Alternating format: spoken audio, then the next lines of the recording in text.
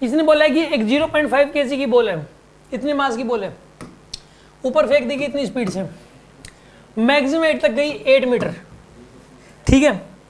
ऊपर जाते वक्त कितनी एनर्जी का लॉस हो गया?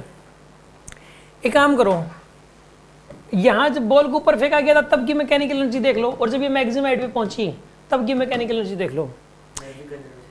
एनर्जी कंजर्वेशन लगा ही नहीं सकते यहाँ पे, एनर्जी यहाँ की निकालनी पड़ेगी और यहाँ की निकालनी पड़ेगी, यहाँ वाली कम मिलेगी, यहाँ वाली ज़्यादा मिलेगी, तो जो डिफरेंस आएगा उतना लॉस में चला गया।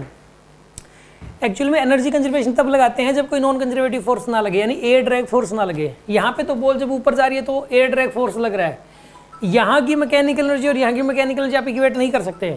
यहाँ की मैकेनिकल एनर्जी कम होगी, यहाँ की ज़्यादा होगी, क्योंकि एयर ने उसका लॉस कर दिया। एयर ड्रैग एक नॉन कंजर्वेटिव फोर्स होता है, हवा ने एनर्जी का लॉस किया है। अब इसने ये पूछा कि एनर्जी का लॉस कितना हुआ है, तो यहाँ की मैकेनिकल एनर्जी देख लो और यहाँ की मैकेनिकल एनर्जी देख लो, दोनों का डिफरेंस देख लो, उतना लॉस हो गया। मान लो यहाँ पे 100 थी और यहाँ पे 80 बच गई मैक्सिमम हाइट पर, total mechanical kinetic plus potential, और यहाँ की टोटल 100 थी, तो लॉस 20 का हुआ है, तो यहाँ पे आंसर आएगा 20 जूल। फिर मैं वैसे एग्जाम्पल दे रहा हूँ।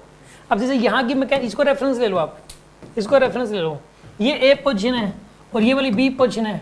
ये बताइए मैकेनिकल एनर्जी एट ए क्या आएगा, बताइए mechanical energy at A, kinetic energy कितनी हो जाएगी यहाँ पे? हाफ इंटू 0.5 इंटू 14 स्क्वायर, ये तो काइनेटिक एनर्जी होगी। और पोटेंशियल एनर्जी 0 रेफरेंस को ले रखा है। मैकेनिकल एनर्जी एट बी बताइए, काइनेटिक एनर्जी 0, पोटेंशियल एनर्जी बताइए, मास कितना है इसका? 0.5, जी की वैल्यू 10 और एच कितना है यहाँ पे? 8। कोई बात नहीं, अप्रोक्स आ जाएगा आंसर। तो यहाँ पे कितना आंसर आएगा? यहाँ पे ये 14 इंटू 14 196/2 कितना आ जाएगा? 98/2 49 आएगा। और ये कितना आएगा बताइए? 40। ये 40 आएगा। डिफरेंस कितने का है? 9 का है ना। 9 के सबसे नजदीक क्या है? 9.8 है। ये आंसर आएगा। सर एक्सेलरेशन होता है फोर्स बाय मास, हम नेट फोर्स निकाल के कर सकते हैं।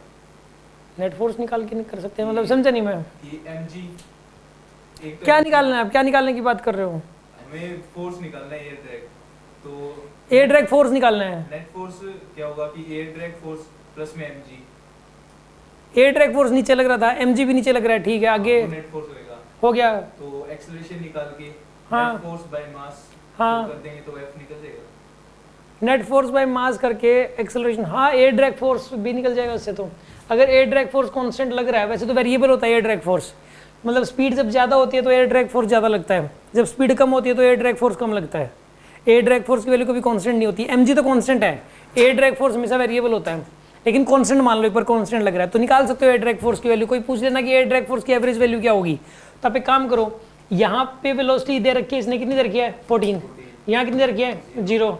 ये डिस्टेंस कितनी दे रखी है? 8। तो यहाँ से यहाँ तक का रिटार्डेशन पता लग गया। और नीचे की तरफ जो फोर्स लगा था इसके ऊपर, नीचे एक तो mg लगा था और एक एयर ड्रैग फोर्स लगा था, तो नेट फोर्स कितना लगा? mg plus F air, net force हो गया डिवाइड बाय मास, और is equals to acceleration. Acceleration कहाँ से आएगा? यहाँ से यहाँ तक थर्ड इक्वेशन से आ जाएगा। यहाँ से यहाँ तक थर्ड इक्वेशन लगा दो, वहाँ से एक्सेलरेशन आ जाएगा, यहाँ पुट कर देना, एफ एयर निकाला जा सकता है यहाँ से। सर इसमें इस सम में सेम ही है, क्या कह रहे हो? इस क्वेश्चन में सेम है। इसमें एफ एयर तो पूछा ही नहीं गया था, इसमें तो ये पूछा गया कि एयर एफ एयर की वजह से एनर्जी का लॉस कितना हुआ। एनर्जी का लॉस पूछा गया था कितना हुआ है। एनर्जी का लॉस अलग चीज है और ड्रैग फोर्स निकालना अलग चीज है।